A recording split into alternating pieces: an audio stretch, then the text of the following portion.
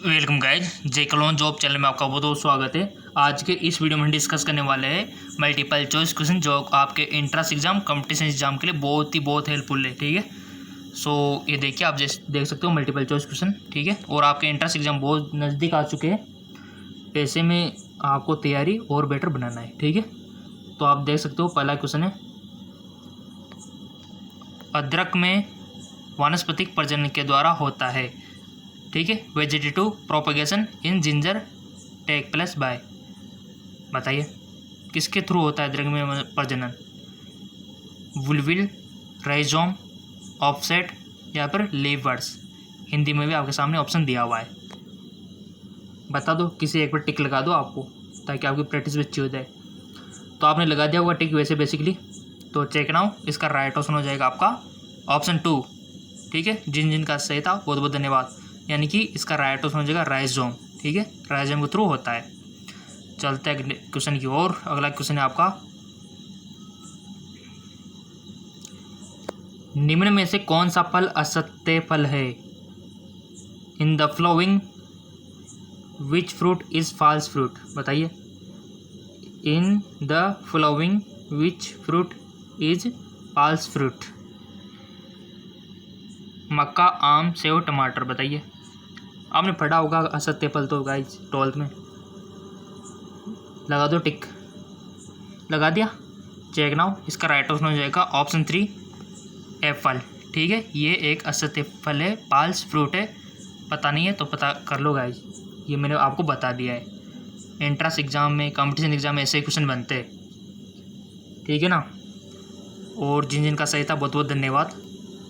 Next है,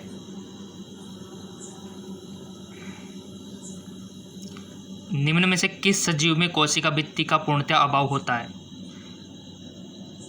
निम्न में से किस सजीव में कोशिका भित्ति का पूर्णतः अभाव होता है? Which of the following organism completely lack of the cell wall?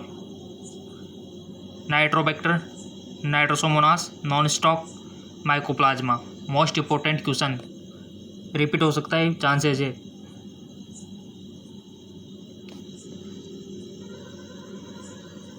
I think आपने वन ऑप्शन सेलेक्ट कर लिया होगा। इसका जो राइट ऑप्शन हो जाएगा ऑप्शन 4 माइकोप्लाज्मा। ठीक है, और माइकोप्लाज्मा सबसे छोटी कोशिका भी है, याद नहीं है तो लिख सकते हो, सबसे छोटी कोशिका भी यही है। और ये माइकोप्लाज्मा ऑक्सीजन के बिना भी रह सकता है। ठीक है ना, और इसमें पूर्णतः कोशिका भित्ति का अभाव भी होता है।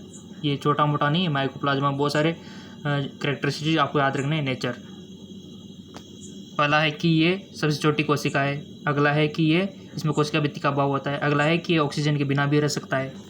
ठीक है ना, माइकोप्लाज्मा। और ऐसे क्वेश्चन बनते हैं गाइज। नेक्स्ट है आपका,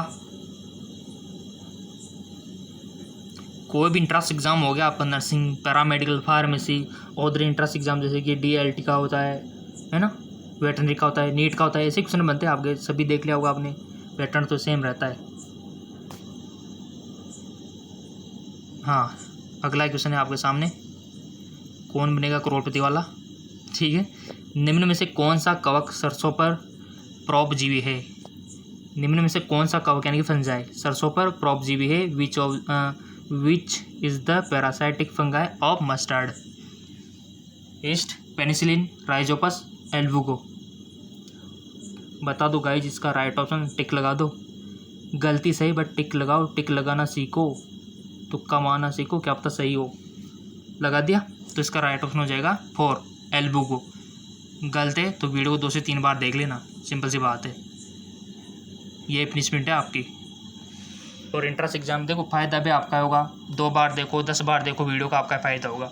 इंट्रेंस आपका क्लियर होगा, कंपटीशन फाइट आपका होगा, सिलेक्शन आपका होगा, अच्छी जॉब आपको मिलेगी, अच्छी लाइफ आपको मिलेगी, अच्छा फ्लैट आपको मिलेगा, अच्छी गाड़ी आपको मिलेगी।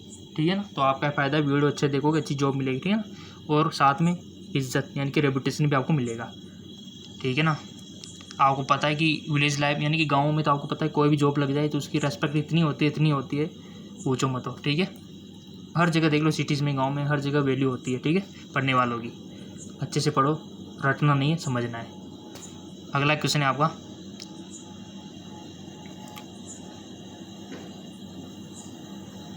टमाटर में बीजांड न्यास का प्रकार कैसा है? In tomato placentation is of which type? Axial, parietal यानी कि वृत्तीय, बोसल आधार लंग, या फिर प्री सेंट्रल मुक्त स्तंभीय। बहुत अच्छा क्वेश्चन। ये हिंदी और इंग्लिश दोनों लैंग्वेज में अवेलेबल करा दे, ठीक है, ताकि किसी को दिक्कत नहीं होनी चाहिए। इंग्लिश मीडियम वालों को भी नहीं और हिंदी मीडियम वालों को दिक्कत नहीं होनी चाहिए, दोनों को दिक्कत नहीं होगी। आई थिंक आपने टिक लगा दिया होगा। इसका right option check now 1 axis axial यानी कि टमाटर में किस प्रकार का पाया जाता है? अक्षीय बीजाणु विन्यास। ओके, नेक्स्ट क्वेश्चन आपका, विभजोतक जो परिपक्व ऊतकों के बीच होती है वह कहलाती है? विभजोतक जो परिपक्व ऊतकों के बीच होती है वह कहलाती है आंतरविष्टि विभजोतक यानी कि इंटरकैरोलरी और एपिकल मेरिस्टेम, अग्रस्त विभजोतक या फिर पार्शियल यानी कि लैटरल मेरिस्टेम, या फिर सेकेंडरी मेरिस्टेम द्वितीयक विभजोतक। ठीक है, मेरिस्टेम यानी कि विभजोतक। तो बता दो गाइस इसका राइट ऑप्शन क्या होगा?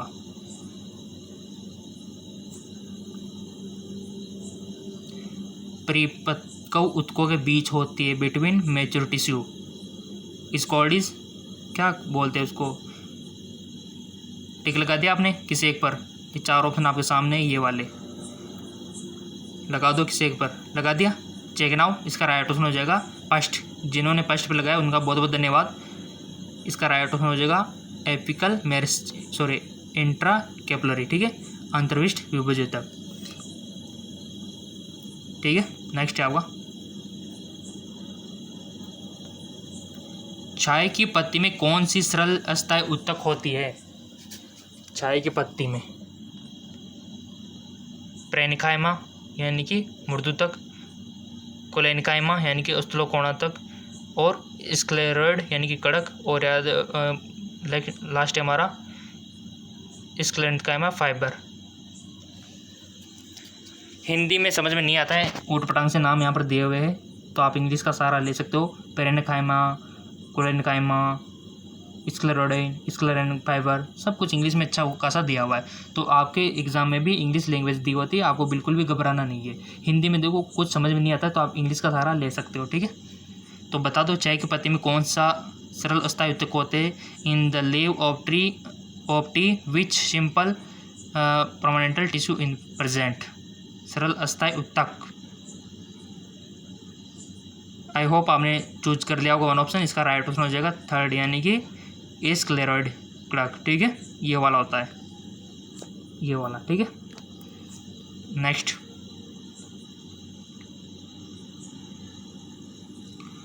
कौन सी संरचना पेरिड्रम कहलाती है? कौन सी संरचना पेरिड्रम कहलाती है? Which structure is called periderm? Phellogen या कार्क? यहाँ पर इंग्लिश में भी दिया हुआ है, अगर आपको समझ में नहीं आता है तो। फेलम या कॉर्क, या फिर फेलोड्रम या बाइवल्क। फेलोजन, फेलम एवं फेलोड्रम तीनों बता दो पेरिड्रम कहलाती है। किसी एक पर टिक लगा दो जो आपको सही आंसर लग रहा हो, सही हो या गलत हो, बट आपको टिक लगाना है ताकि आपकी प्रैक्टिस अच्छी हो। लगा दिया, चेक ना, इसका राइट ऑप्शन हो जाएगा 4। जिन्होंने सही पर टिक लगाया बहुत बहुत धन्यवाद, और जिनका गलत था तो आप खुद अंदाज़ा लगा सकते हो कि आप कितनी गहराई में हो। फेलोजन, फेलम और फेलोड्रम, ठीक है, ये तीनों, इसका राइट ऑप्शन 4 हो जाएगा। ठीक है, चलते हैं अगले क्वेश्चन की ओर। अगला क्वेश्चन है आपके सामने, किसमें अधिक संख्या में वनस्पतियों का परीक्षण किया और किसने अधिक संख्या में वनस्पतियों का परीक्षण किया और बताया कि विभिन्न कोशिकाएं वनस्पति ऊतक बनाती है? एंटोन वॉक, Leeuwenhoek, Matthias Schleiden, Robert Brown, Theodor Schwann. Right option 2 हो जाएगा मित्याज, हमारा जो स्लाइडेन है उन्होंने। ठीक है, नेक्स्ट क्वेश्चन है आपका, निम्न में से कौन सा प्रोटीन संपूर्ण जीवावरण में सबसे अधिक है? निम्न में से कौन सा प्रोटीन संपूर्ण जीवावरण में सबसे अधिक है? Which is the most abundant protein in the wall of the biosphere? बता दिए। संपूर्ण जीवाणु में सबसे अधिक के एक्टिन, मायोसिन, रूबिस्को, ट्रोपोमायोसिन। तो इसका राइट ऑप्शन हो जाएगा रूबिस्को। ठीक है, ऑप्शन थर्ड इसका राइट ऑप्शन हो जाएगा। ये वाला सबसे ज़्यादा है गाइज जीवावरण में, रूबिस्को। नेक्स्ट है आपका, नेक्स्ट क्वेश्चन है आपका, बहुत अच्छे क्वेश्चन है गाइज, ऐसे क्वेश्चन बनेंगे आपके। समसूत्री विभाजन की साइटोकाइनेसिस में कौन सी अंगिका 2 कोशिका में बढ़ती है? During the cytokinesis of the mitosis which organelle is divided into 2 cells? Mitochondria, nucleus, Golgi body, endoplasmic reticulum. I hope आपने 1 ऑप्शन सिलेक्ट कर लिया होगा। इसका राइट ऑप्शन हो जाएगा फर्स्ट, माइटोकॉन्ड्रिया। अगला क्वेश्चन है,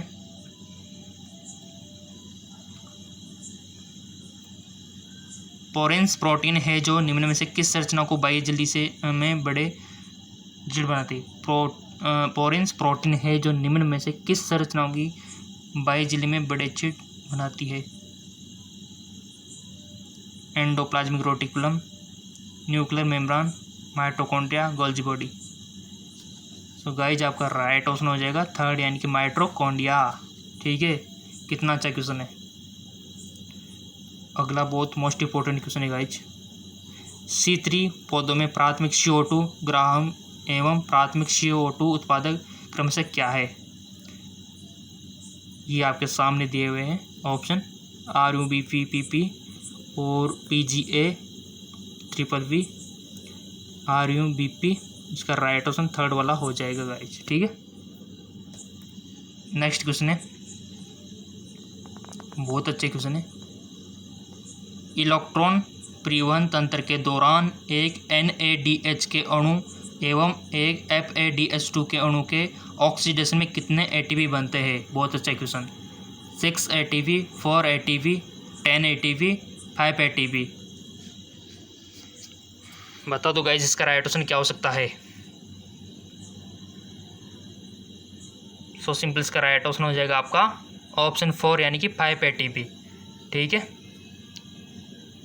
तो 5 ATP बनते हैं। नेक्स्ट क्वेश्चन है आपका, ट्राइपामटीन का श्वसन भागफल होता है? RQ ऑफ ट्राइपेटिन का श्वसन भागफल होता है 0.9, 0.7, 1, 1.02।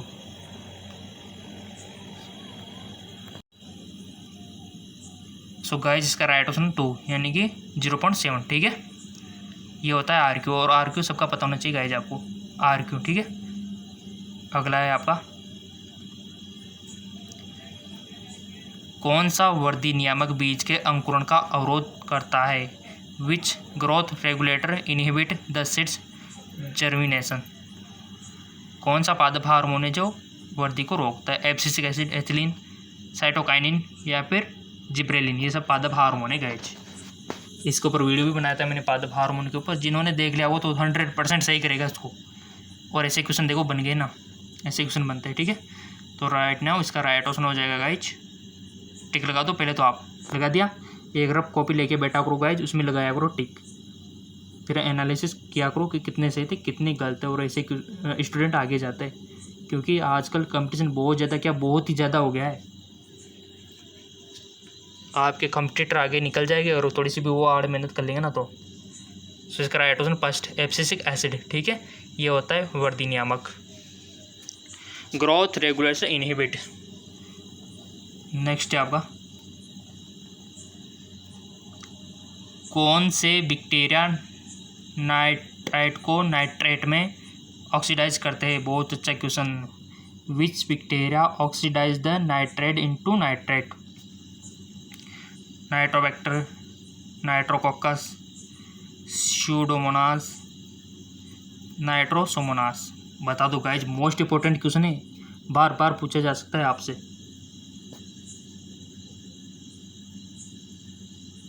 टिक लगा दिया। कौन सा बैक्टीरिया का आपको नाम को चूज करना है यहाँ पे, जो नाइट्राइट को नाइट्रेट में कन्वर्ट करता है। ऑक्सीडाइज करता है। आई होप आपने लगा दिया होगा टिक। इसका राइट ऑप्शन हो जाएगा पास्ट यानी कि नाइट्रोबैक्टर, यानी कि उन्हीं के नाम से रिलेटेड है नाइट्रोबैक्टर। ये करता है ऑक्सीडाइज नाइट्राइट को नाइट्रेट में, ठीक है ना, याद रह जाएगा।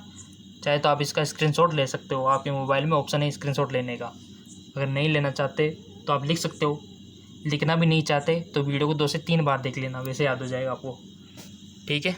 हेडफोन लगा के देखा करो ताकि आपको बाहर की आवाज़ें ना आए। नेक्स्ट है आपके सामने क्वेश्चन, थोड़ा बड़ा है तो इसको थोड़ा सा हमको एडजस्ट करना होगा। तिल चट्टे में उत्सर्जन के लिए मेलपिगी नलिका के अलावा कौन से अन्य संरचनाएं उत्सर्जन के लिए होती है? तिल चट्टे में उत्सर्जन के लिए, ये तो आपके एंट्रेंस एग्जाम में बनता है question. In cockroach for excretion beside malpighian tube which other structure for excretion. तो आपके सामने 4 ऑप्शन दिए हुए, यानी कि मालफिगिन नलिका के अलावा कौन से अन्य संरचनाएं उत्सर्जन के लिए होती है?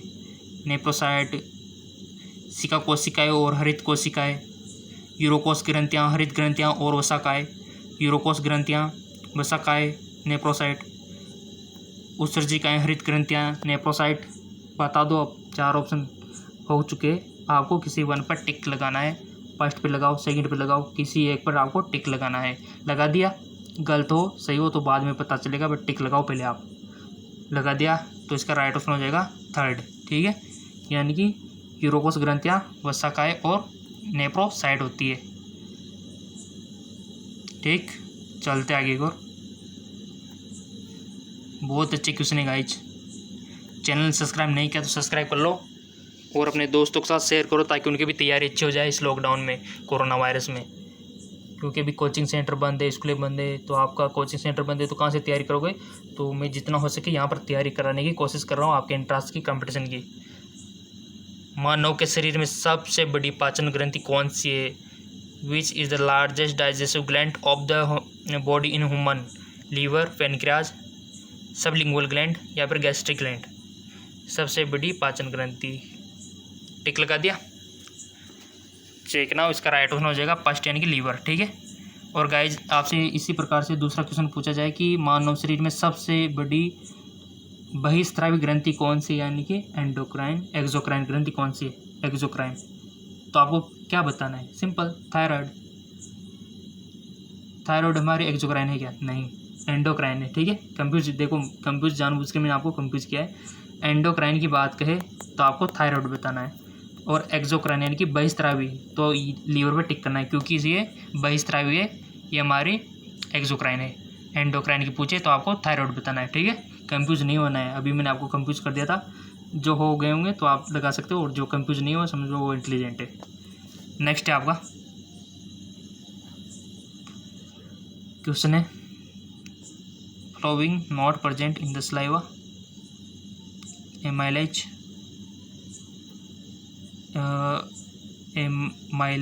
एमाइलेज, प्रोटीएज, इलेक्ट्रोलाइट्स, क्या प्रेजेंट नहीं होता सलाइवा में? सिंपल, एमाइलेज, ठीक है, होता है वो, यानी कि एमाइलेज। ये इनका कहना है कि थोड़ा सा इसको एडजस्ट कर लेते हैं। इक्वेशन कुछ इस प्रकार से है कि which of following not present in saliva में क्या प्रेजेंट नहीं होता? सो सबको पता है कि प्रोटीज नहीं होता, ठीक है।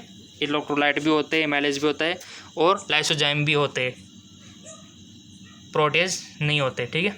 तो ये हमारा टिक हो जाएगा सेकंड। नेक्स्ट क्वेश्चन है आपके सामने, मानव में एक्सपायरेटरी रिजर्व वॉल्यूम कितना है? मानव में एक्सपायरेटरी रिजर्व यानी कि ERV कितना है? ERV, IRV ये तो पता होगा ना आपको, RV, TV है ना, सारी चीज़ें पता होनी चाहिए। एक्सपायरेटरी रिजर्व वैल्यू तो आपके सामने ऑप्शन है 6000 से 8000, 1000 से 1100 ml, 1100 से 1200 ml, 2500 से 3000। तो आपको सही पे टिक लगाना है गाइज। क्वेश्चन आ सकता है, चांसेज है फुल चांस। लगा दिया टिक। ERV कितना होता है? 11th NCERT बुक बायोलॉजी, याद आ गया होगा, कुछ पढ़ा होगा तो याद आएगा ना।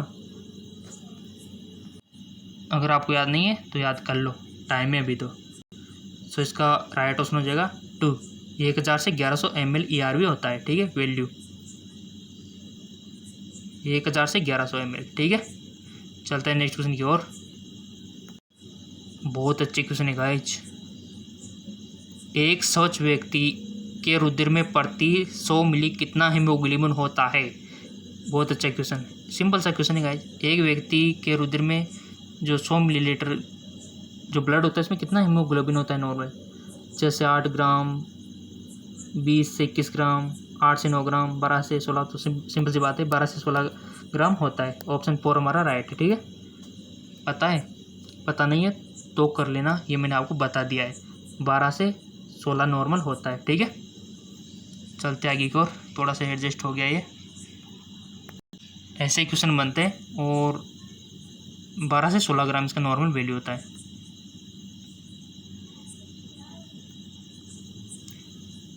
रुधिर थक्का जमने के दौरान निष्क्रिय फाइब्रिनोजन किस एंजाइम की उपस्थिति में फाइब्रिन में बदलता है? रुधिर थक्का जमने के दौरान निष्क्रिय फाइब्रिनोजन किस एंजाइम की उपस्थिति में फाइब्रिन में बदलता है? यानी कि ब्लड क्लोटिंग की सारी प्रोसेस आपको पता होनी चाहिए। क्वेश्चन कैसे भी बन सकता है, कौन सा तत्व इसमें हेल्प होता है, कौन सा एंजाइम इसमें हेल्प करता है। रुधिर थक्का जमने के दौरान निष्क्रिय फाइब्रिनोजन किस एंजाइम की उपस्थिति में फाइब्रिन में बदलता है? तो थ्रोम्बोकाइनेज, थ्रोम्बिन, एमाइलेज, आइसोमरेज। इसका राइट ऑप्शन हो जाएगा, टिक लगाओ तो पहले तो आप लगा दिया, इसका राइट ऑप्शन हो जाएगा 2 थ्रोम्बिन, ठीक है। टिक नहीं लगाते हो तो अपने आप के साथ धोखा कर रहे हो आप। अगला क्वेश्चन है, एक ही ओर के आलिंद और नीले मोटी पेशी उत्तक से अलग होते हैं उसे क्या बोलते हैं? आपको तो पता है कि आपके हृदय में 4 चैम्बर होते हैं। कितने चैम्बर होते हैं? 4। तो ये बोल रहा है कि एक ही ओर के आलिंद और नीले, ये आलिंद मान सकते हो, ये नीले, ठीक है। एक ही ओर के आलिंद और नीले एक मोटी पेशी अलग होते हैं, यानी कि इसकी बात कर रहा है, तो उसको क्या बोलेंगे बता दो। आंतर आलिंद पट्ट, इंटर आर्टिकुलर सेप्टम, एंट्रोवेंट्रिकुलर सेप्टम या फिर वेंट्रो एंट्रिकुलर सेप्टम। टिक सही लगाना है गाइज, क्योंकि ये तो आपके 12th का 11th में पढ़ चुके हो, गलत नहीं होनी चाहिए। सो गाइज इसका करेक्ट ऑप्शन हो जाएगा ऑप्शन 3, यानी कि हमारा आलिंद नीलीय पटल, ठीक है, यानी कि एंट्रो वेंट्रिकुलर सेप्टम। क्योंकि एक और तो आपको पता है कि हमारे सामने क्या था, आलिंद था, तो इसका तो एंट्री हो गया, और एक तरफ नीले था तो इसका वेंट्रिकल हो गया, और सेप्टम ये सेप्टम, तो एंट्रो वेंट्रिकुलर सेप्टम। शब्द में छिपा हुआ सारा ज्ञान। चलते आगे की ओर। रटने का तो काम ही नहीं है आपके बायो में। निम्न में से कौन सा उत्सर्जन द्रव्य सबसे कम पानी का उत्सर्जन करता है? Uric acid, urea, ammonia, creatinine, बताइए। Which of the following excretory substance excrete minimum loss of water? Tick लगा दिया, चेक ना, उसका राइट ऑप्शन हो जाएगा यूरिक एसिड, ठीक है। यूरिक एसिड सबसे कम पानी का उत्सर्जन करता है। चलते आगे की ओर। अगला क्वेश्चन है, औसतन वक्र द्वारा प्रति मिनट कितना रुधिर बनता है? औसतन वक्र द्वारा प्रति मिनट कितना रुधिर बनता है guys? On an average how much blood in filter by the kidney पर मिनट? 110 से 120, 1100 से 11,000 से 12,000 ml या फिर 1100 से 1200 ml। ये तो आपको बहुत अच्छा क्वेश्चन है गाइस। 800 से 900, यानी कि किडनी द्वारा प्रति मिनट में कितना रुधिर बनता है, फिल्टर होता है, छनता है, ठीक है। सो सिंपल इसका राइट ऑप्शन हो जाएगा 3, 1100 से 1200 ml, ठीक है, इतना।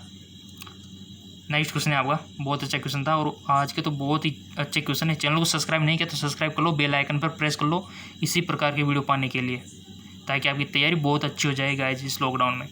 निम्न में से शरीर में किस सीधे से बिल्कुल भी हलन चलन नहीं, किस संधि से बिल्कुल भी हलन चलन नहीं होती? Which joint in the body do not allow any moment?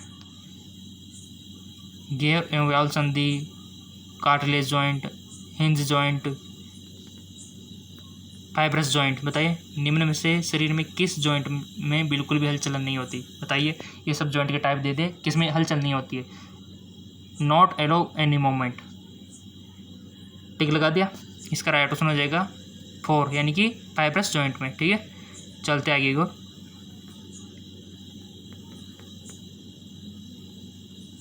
किस कंकाल तंत्र की अनियमितता में यूरिक एसिड के सेप्टिकों के जमा होने के कारण जोड़ों में सूजन आती है? अर्थराइटिस, गाउट, ऑस्टियोपोरोसिस या फिर टेटेनी। सो गाइस इसका राइट ऑप्शन हो जाएगा ऑप्शन 2, गाउट, ठीक है। गाउट डिजीज 11th में आपने पढ़ा होगा बायोलॉजी में, तो वहाँ से लिया गया क्वेश्चन है। नेक्स्ट है, तंत्रिका तंतु में विश्रामी अवस्था की पटल के आर पार आयनों की सांद्रता को सोडियम पोटेशियम पंप के द्वारा आयनों के सक्रिय वहन का संतुलन रखा जाता है, जिसमें 1 होता है। तो ये आपके सामने ऑप्शन है। 3 सोडियम आयन बाहर की ओर जाने पर 2 पोटेशियम आयन कोशिका के अंदर आते हैं। 2 सोडियम आयन बाहर की ओर जाने पर 3 पोटेशियम आयन कोशिका के अंदर आते हैं। 3 पोटेशियम आयन बाहर की ओर जाने पर 2 सोडियम आयन अंदर की ओर आते हैं। थोड़ा सा दिमाग लगाना पड़ेगा यहाँ पे। 2 पोटेशियम आयन बाहर और जाने पर 3 जो सोडियम आयन कोशिका के अंदर आते हैं। तो इसका राइट ऑप्शन फर्स्ट वाला हो जाएगा। यह आपके 11th की एनसीईआरटी बुक से लिया गया है, ठीक है। नेक्स्ट क्वेश्चन है आपके सामने, कौन सा अंतःस्राव टी लसीकाणु के विभेदन में महत्व का कार्य करता है? गाइस वीडियो को लाइक कर दिया करो ताकि थोड़ा सा मोटिवेशन मिलके और अच्छे वीडियो आपको मिल सके रोजाना। तो ऑप्शन है, कौन सा अंतःस्राव टी लसीकाणु के विभेदन में महत्व का कार्य करता है? Which hormone play major role in the differentiation of T lymphocyte? Parathyroid, thyrocalcitonin या फिर थायरॉयड अंतःस्राव या फिर थाइमोसिन।